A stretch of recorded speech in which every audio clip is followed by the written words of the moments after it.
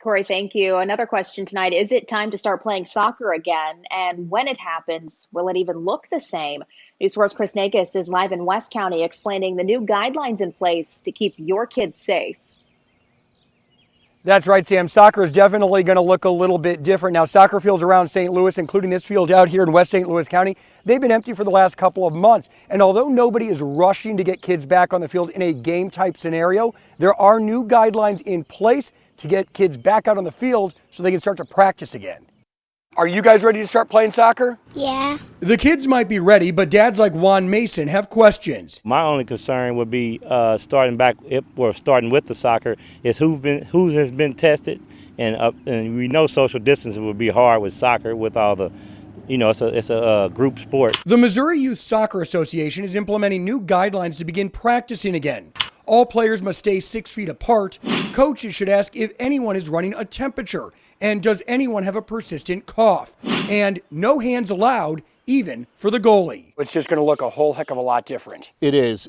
And I know it's hard for people to understand and grasp. Jeff Muir says it's all about safety. Scrimmaging will not be allowed. Players like Tyler Grossman aren't sure what to expect when he finally gets to play again. And you can juggle by yourself, but besides that, it's kind of hard to play at all. And social distance. Yeah. Teenage players like Grossman might be expected to maintain 6 feet of distance, but smaller players like these guys might pose a bigger challenge. Are you convinced kids of this age can actually social distance on a soccer field? I'm not convinced of that. That would be very hard, but I can see them trying it though. How do you keep the small kids 6 feet apart? Yeah, I think it's got to be a collaborative effort, and we're talking to the club leadership saying it's got to be them, their coaches, parents, and players, and they all have to have an understanding. We want parents to have a talk with their kids. Are you guys going to social distance out there on the field? Yes. Yeah.